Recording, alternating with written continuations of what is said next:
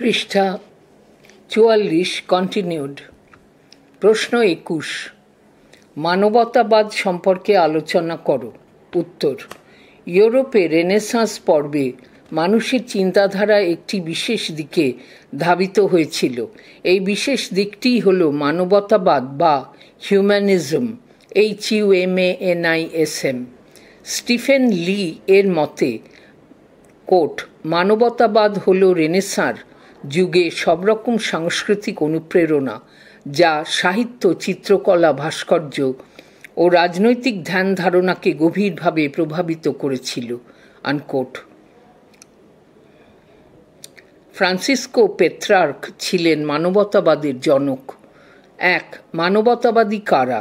সকলে মানবতাবাদী হতে পারেন না। মানুষের প্রকৃতি বা জীবন জীবিকা সম্পর্কে যাঁদের জ্ঞান আছে শুধুমাত্র তাঁরাই হতে পারেন।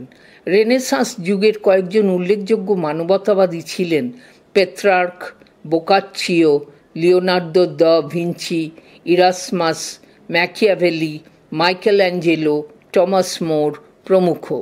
জ্ঞানের সাধক এই সকল পণ্ডিতেরা মানুষের সার্বিক কল্যাণের জন্য আজীবন কাজ করে গেছেন। ২. মানবতাবাদের বিভিন্ন দিক।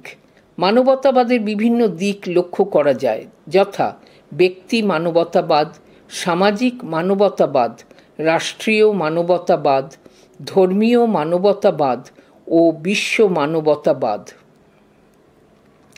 ৩. মানবতাবাদের আদর্শ। ১. মানবতাবাদের মূল বক্তব্য হল যে ধর্মের সংকীর্ণতাপূর্ণ অন্ধগলিতে আবর্তিত হওয়ার কোনো প্রয়োজন নেই।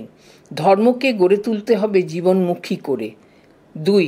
মানবতাবাদ মানুষকে ধর্মীয় গোঁড়ামির মানসিক বন্দিত্ব থেকে মুক্তি দেয় এবং মুক্ত চিন্তা ও সমালোচনা করতে উৎসাহিত করে। ৩.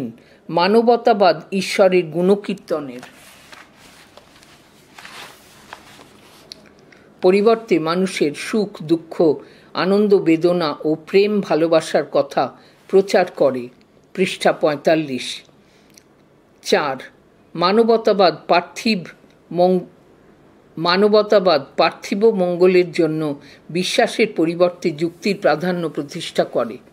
উপসংহার: একথা নিঃসন্দেহে বলা যায় যে রেনেসাঁস যুগে সাহিত্য, শিল্প, রাজনৈতিক, সামাজিক প্রভৃতি ক্ষেত্রে মানবতাবাদী চেতনার এক উল্লেখযোগ্য প্রভাব পড়েছিল। মানবতাবাদী পণ্ডিতগণ জ্ঞান চর্চা, জ্ঞান বিতরণ প্রভৃতি মূল্যবান কাজে নিয়োজিত থেকে মানুষের মঙ্গল সাধনের জন্য নিজেদের উৎসর্গ করেছিলেন। প্রশ্ন ২২, মানবতাবাদের বৈশিষ্ট্যগুলি লেখো। উত্তর: ইউরোপে রেনেসাঁস যুগে যে মানবকেন্দ্রিক আদর্শের জন্ম হয় তাই মানবতাবাদ, হিউম্যানিজম নামে পরিচিত। এটি হলো জীবনমুখী দর্শন। মানবতাবাদীরা মধ্যযুগীয় ধর্মান্ধতা থেকে সাধারণ মানুষদের হৃদয় বা মনের পরিবর্তন করতে নিরলস সংগ্রাম করেছিলেন। নিচে মানবতাবাদের বৈশিষ্ট্য সম্পর্কে আলোচনা করা হলো। ১. মানুষের সামগ্রিক কল্যাণ সাধন।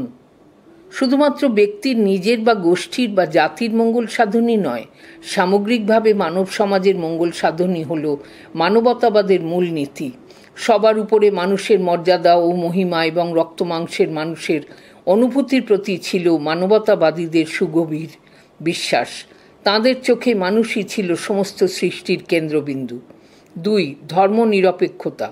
চিন্তা ও মননে মানবতাবাদীরা ছিলেন উদারনৈতিক, সহনশীল ও ধর্মনিরপেক্ষ মানুষ। তাঁরা মধ্যযুগীয় ধর্মীয় অনুশাসন ও বিধিনিষেধ অগ্রাহ্য করে স্বাধীন ও নিরপেক্ষ দৃষ্টিভঙ্গি নিয়ে কোনো কিছু গ্রহণ বা বর্জনের শিক্ষা লাভ করেন। তাঁরা সবসময় ধর্মের বাইরে মানুষের অস্তিত্ব তুলে ধরার চেষ্টা করতেন। ৩. ধ্রুপদী সাহিত্য ও ভাষা তত্ত্ব চর্চা। মানবতাবাদী অতীত যুগের অর্থাৎ ধ্রুপদী গ্রিক ও রোমান ইতিহাস, দর্শন, বিজ্ঞান, সাহিত্য, ভাষাতত্ত্ব প্রভৃতি অধ্যয়ন করে অর্জিত জ্ঞান সাধারণ মানুষের মধ্যে বিতরণ করে। রেনেসাঁস যুগের মানবতাবাদীদের একটি প্রধান কাজ ছিল প্রাচীন পাণ্ডুলিপি সংগ্রহ ও প্রচার করা। ৪. শিল্পকলায় অবদান। মধ্যযুগের শিল্পকলার বিষয়বস্তু ছিল ঈশ্বর এবং যিশু। মানবতাবাদী শিল্পীদের শিল্পকার্যের বিষয়বস্তু ছিল মানুষ ও প্রকৃতি। শিল্পকলার মাধ্যমে মানুষের দুঃখ কষ্ট আনন্দ বেদনা ফুটিয়ে তুলে তাঁরা শিল্পকলার ইতিহাসে এক বিপ্লব সাধন করেন। উপসংহার: পরিশেষে বলা যায় যে মধ্যযুগীয় অরাজকতা, ধর্মীয় গোঁড়ামি এবং সামাজিক কুসংস্কারাচ্ছন্নতা থেকে মুক্তির পথ দেখিয়েছিল মানবতাবাদীগণ। এই মহান পন্থাই ছিল মানবতাবাদী আন্দোলনের মূল বৈশিষ্ট্য। প্রশ্ন 23, রেনেসাঁস কাকে বলে? উত্তর: ফরাসি শব্দ রেনেসাঁস, RENAISSANCE, কথাটির অর্থ হল নবজাগরণ বা পুনর্জন্ম।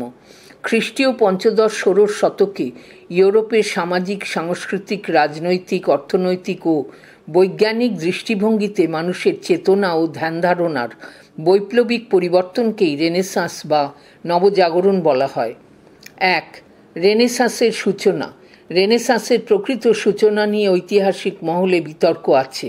যাই হোক, এটি সাধারণত মধ্যযুগের শেষের দিকে অর্থাৎ চতুর্দশ শতকের শেষের দিকে সর্বপ্রথম ইটালিতে শুরু হয়েছিল এবং পঞ্চদশ শতকে রেনেসাঁস সর্বোচ্চ উচ্চতায় পৌঁছেছিল বলে মনে করা হয়।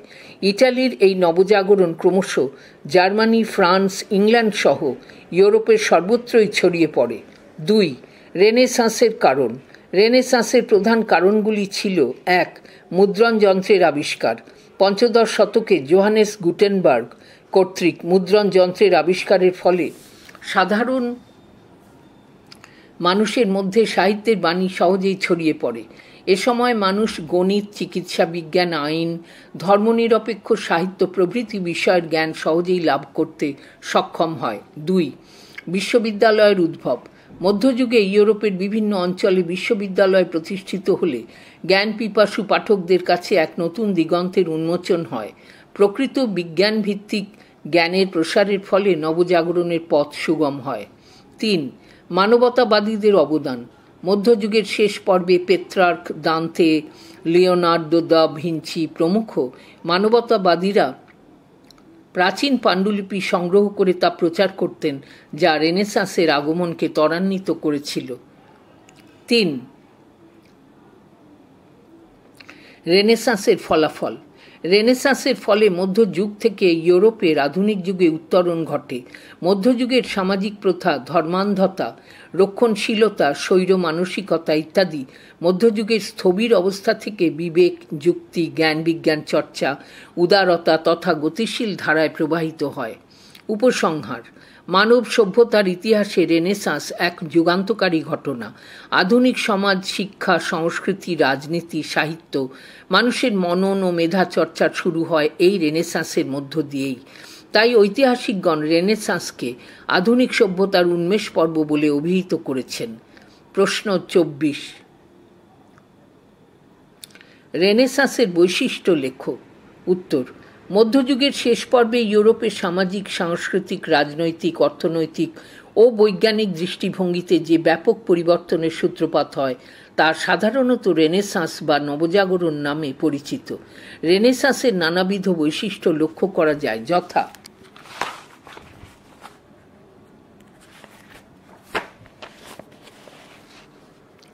1. যুক্তিবাদের বিকাশ। যুক্তিবাদের বিকাশ ছিল নবজাগরণের মূল বৈশিষ্ট্য। পৃষ্ঠা 46। নবজাগরণ মানুষকে মধ্যযুগীয় অন্ধবিশ্বাস ও কুসংস্কারের গণ্ডিবদ্ধ দশা থেকে মুক্ত করে এবং সব কিছুকে যুক্তিতর্কের মাধ্যমে ও বিচারবোধের নিরিখে যাচাই করে গ্রহণ করতে শেখায়। 2. মানবতাবাদ। মানবতাবাদ ছিল রেনেসাঁস যুগের একটি প্রধান শাখা ও বৈশিষ্ট্য। এর মূল কথা ছিল আধ্যাত্মিক বিষয়গুলির পরিবর্তে ইহলৌকিক জগতের ওপর গুরুত্ব আরোপ করা এবং মানুষের হিত সাধন।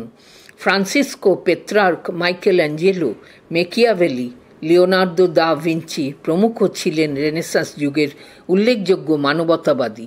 3. শিল্পকলায় পরিবর্তন। রেনেসাঁস মধ্যযুগীয় গতানুগতিক শিল্পচর্চা ভেঙে দিয়ে নিয়ে আসে জীবনমুখী শিল্পচর্চা। ফলে নিষ্প্রাণ শিল্পচর্চা হয় প্রাণ সচ্ছল। শিল্পে প্রস্ফুটিত হয় মানুষের জীবন, প্রাকৃতিক দৃশ্যাবলী, জীবজন্তু প্রভৃতি। Leonardo da Vinci, Raphael, Michael Angelo Leonardo da Vinci, Raphael, Michael Angelo প্রমুখের শিল্পকলার মধ্য দিয়ে রেনেসাঁসের অন্যতম প্রধান বৈশিষ্ট্য প্রকাশিত হয়েছিল। 4. ধর্মনিরপেক্ষ চিন্তা ও চেতনা। ধর্মনিরপেক্ষ চিন্তা ও চেতনা রেনেসাঁসের অন্যতম বৈশিষ্ট্য। রেনেসাঁস ধর্মকে যেমন অস্বীকার করেনি, তেমনি এটিকেই একমাত্র জীবন সর্বস্ব করেও তোলেনি। ধর্মীয় প্রভাব থেকে ব্যক্তিকে মুক্ত করতে রেনেসাঁস বিশেষভাবে সাহায্য করেছিল। 5. ভৌগোলিক আবিষ্কার। রেনেসাঁসের মাধ্যমে মানুষ ভৌগোলিক আবিষ্কারের অনুপ্রেরণা লাভ করে। এ সময় সামাজিক জীবনযাত্রার পরিবর্তনের সঙ্গে সঙ্গে মানুষের মনে অজানাকে জানার আগ্রহ প্রবলভাবে বৃদ্ধি পায়। এই আগ্রহের কারণেই মানুষ দুঃসাহসে ভর করে নতুন নতুন দেশ ও জলপথ আবিষ্কারে রত হয়। তাই ভৌগোলিক আবিষ্কার রেনেসাঁস যুগের বৈশিষ্ট্য বহন করে। প্রশ্ন 25।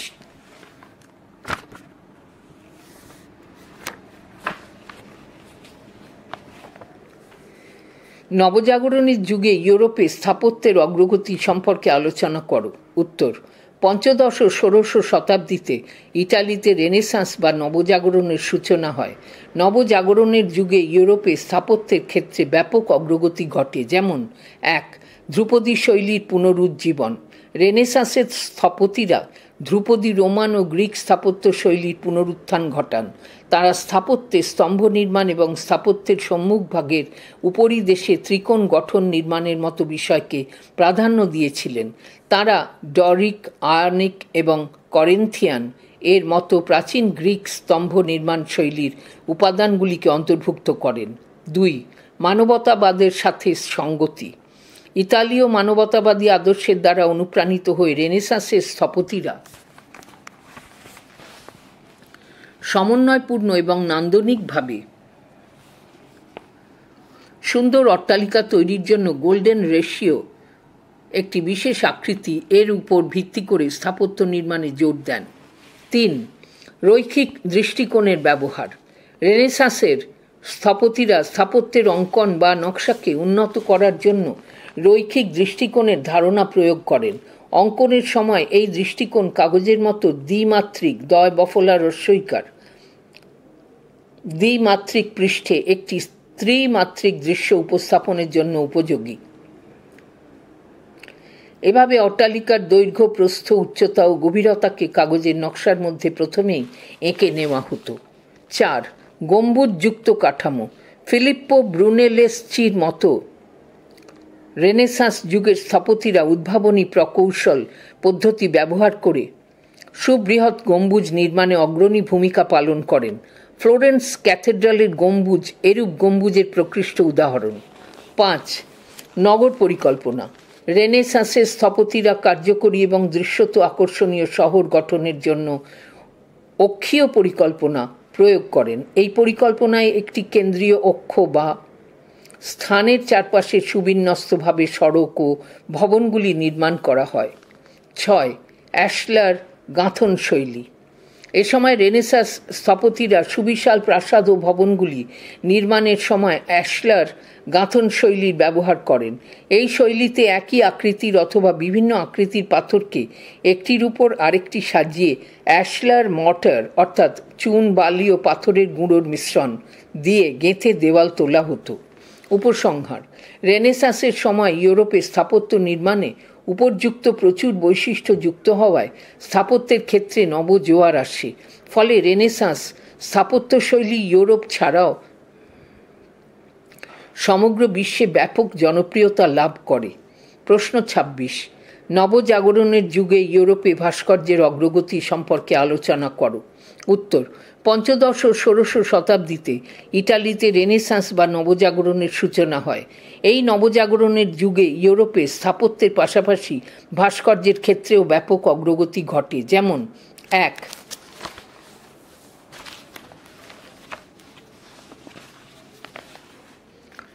বাস্তববাদ এবং প্রকৃতিবাদ।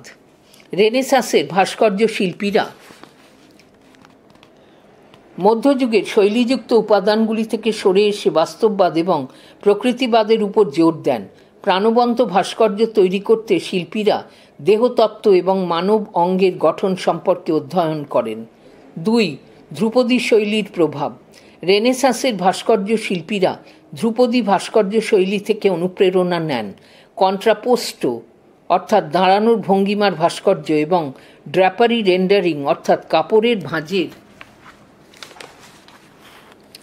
ভাস্কর্য এর মতো কৌশলগুলি উপলব্ধির জন্য তারা ধ্রুপদী ভাস্কর্য শৈলী অধ্যয়ন করেন। পৃষ্ঠা 47। 3. মার্বেল খোদাই কৌশল। রেনেসাঁসের ভাস্কর্য শিল্পীরা মার্বেল পাথর খোদাই করে সূক্ষ্ম কারুকার্য ফুটিয়ে তুলতেন। খোদাইয়ের কাজে তারা ছেনি, হাতুড়ি, রেতি জাতীয় ধাতব সরঞ্জাম ব্যবহার করতেন। মার্বেলের ভাস্কর্য তৈরির পর তা পালিশ করা হতো। 4. ব্রোঞ্জ ঢালাই কৌশল। জটিল বিবরণ সহ বড় আকারের ভাস্কর্য তৈরির জন্য ভাস্কর্য শিল্পীরা ব্রোঞ্জ ঢালাই কৌশল প্রয়োগ করেন। ব্রোঞ্জের ভাস্কর্য তৈরি করতে শিল্পীরা একসময় হারিয়ে যাওয়া মোম পদ্ধতিও ব্যবহার করেন। এতে ভাস্কর্যের সূক্ষ্মতা ও উজ্জ্বল ভাব প্রকাশ পেত। 5. প্রতিকৃতি। রেনেসাঁসের ভাস্কর্য শিল্পীরা প্রতিকৃতি নির্মাণে পারদর্শী ছিলেন। তারা অত্যন্ত দক্ষতার সঙ্গে এবং তাঁদের শৈল্পিক দৃষ্টিভঙ্গি দিয়ে বিভিন্ন জীবজন্তু ও মানুষের আবক্ষ মূর্তি এবং পূর্ণ দৈর্ঘ্যের প্রতিকৃতি তৈরি করতেন। মূর্তির ভাস্কর্যগুলি ছিল নিখুঁত ও অভিব্যক্তিপূর্ণ। 6. স্থাপত্যের সঙ্গে একীকরণ। ভাস্কর্যকে স্থাপত্যের সঙ্গে একীভূত করা হয়েছিল। ভবনের সম্মুখভাগ, অন্দরভাগ, দরজা, জানালা, দালান প্রভৃতি বিভিন্ন অংশে খোদাই করে দৃষ্টিনন্দন সূক্ষ্ম কারুকার্য ফুটিয়ে তোলা হতো। উপসংহার: রেনেসাঁসের সময় ইউরোপে ভাস্কর্য তৈরিতে উপর্যুক্ত প্রচুর বৈশিষ্ট্য যুক্ত হওয়ায় ভাস্কর্যের ক্ষেত্রে নবজোয়ার আসে। ফলে রেনেসাঁস ভাস্কর্য শৈলী ইউরোপ ছাড়াও সমগ্র বিশ্বে ব্যাপক জনপ্রিয়তা লাভ করে। প্রশ্ন 27। অষ্টাদশ শতকের ইতালীয় রেনেসাঁসের প্রভাব কী কী? উত্তর: চতুর্দশ থেকে ষোড়শ শতাব্দীতে ইটালিতে সংঘটিত রেনেসাঁসের পুনরুজ্জীবন ইতালীয় রেনেসাঁস নামে পরিচিত। এটি ছিল ইউরোপীয় ইতিহাসে একটি গুরুত্বপূর্ণ সাংস্কৃতিক ও বৌদ্ধিক আন্দোলন। শিল্প, সাহিত্য, বিজ্ঞান, দর্শন এবং রাজনীতির ক্ষেত্রে এর সুদূরপ্রসারী প্রভাব ছিল। 1. শিল্প ও সাহিত্য। পঞ্চদশ শতকের নবজাগরণের মাধ্যমে ইউরোপের নব্য ক্লাসিসিজম ও রোম্যান্টিসিজমের মতো শৈলীর উত্থান ঘটে। জাকোমো ক্যানোভা, আন্তোনিও ক্যানোভা, জোসেফ মারিয়া ভিয়ানে প্রমুখের মতো শিল্পীরা তাদের শিল্প সৃষ্টির মাধ্যমে এবং উগো ফোস্কোলো, আলেসান্দ্রো মানজোনি, ভিটোরিও আলফিয়েরির মতো লেখকরা তাদের সাহিত্য সৃষ্টির মাধ্যমে নবজাগরণ ঘটান। 2. বিজ্ঞান ও দর্শন। বিজ্ঞানের ক্ষেত্রে Galileo Galilei, Giovanni Borelli, Alessandro ভোল্টার মতো বিজ্ঞানীদের এবং দর্শনের ক্ষেত্রে জিওর্ডানো ব্রুনো, ফ্রান্সেস্কো মারিয়া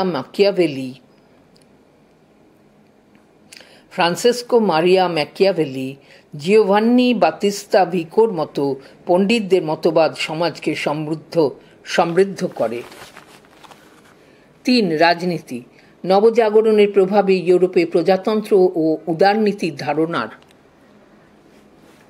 বিকাশ ঘটতে শুরু করে।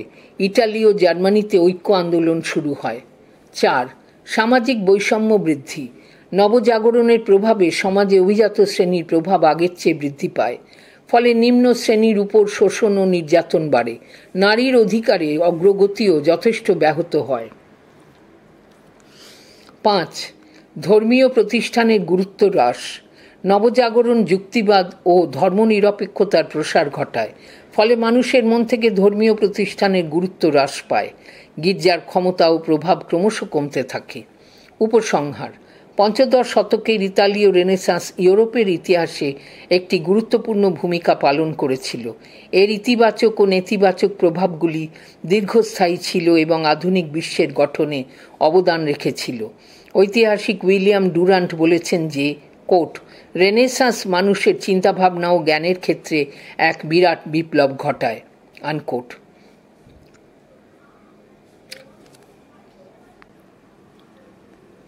প্রশ্ন 28। রেনেসাঁস শিল্পকলার বৈশিষ্ট্যগুলি লেখো। উত্তর: চতুর্দশ থেকে ষোড়শ শতকের রেনেসাঁস ইউরোপীয় ইতিহাসে একটি যুগান্তকারী সময়কাল। এই সময় ইউরোপে শিল্প, সাহিত্য, বিজ্ঞান ও দর্শনের অভাবনীয় বিকাশ ঘটে। এই বিকাশের কেন্দ্রে ছিল ইটালির ফ্লোরেন্স শহর। রেনেসাঁস শিল্পকলা প্রাচীন গ্রিক ও রোমান শিল্পের অনুপ্রেরণায় জ্ঞান, সৌন্দর্য ও মানবতাবাদের নবজাগরণের প্রতীক হয়ে ওঠে। সুইস ইতিহাসবিদ জ্যাকোর বুকহার্ড বলেছেন যে জেকব বুর্কহার্ড বলেছেন যে কোট রেনেসাঁস শিল্পকলা ছিল মানবতার পুনর্জন্ম আনকোট। রেনেসাঁস শিল্পকলার বিভিন্ন বৈশিষ্ট্য ছিল, যেমন 1. বাস্তবতাবাদ।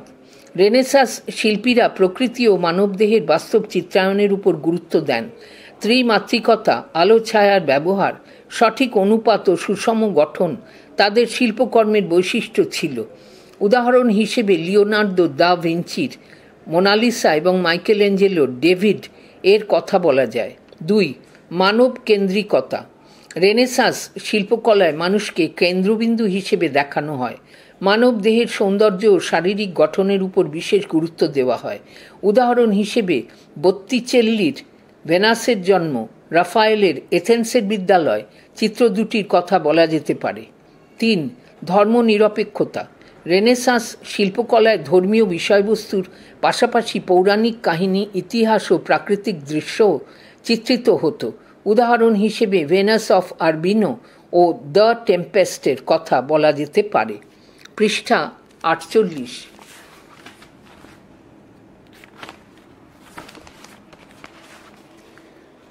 4.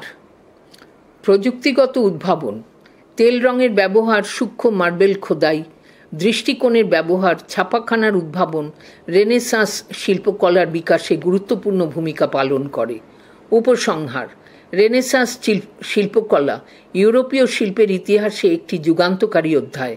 বাস্তবতাবাদ, মানব কেন্দ্রিকতা, ধর্মনিরপেক্ষতা এবং প্রযুক্তিগত উদ্ভাবনের মাধ্যমে রেনেসাঁস শিল্পীরা শিল্পের নতুন ভাষা তৈরি করেছিলেন, যা পরবর্তী শিল্পীদের অনুপ্রেরণা জুগিয়ে আসছে। ঐতিহাসিক জন অ্যাডিসন বলেছেন যে কোট ইতালীয় রেনেসাঁস ছিল মানব ইতিহাসের একটি যুগান্তকারী মোড় আনকোট।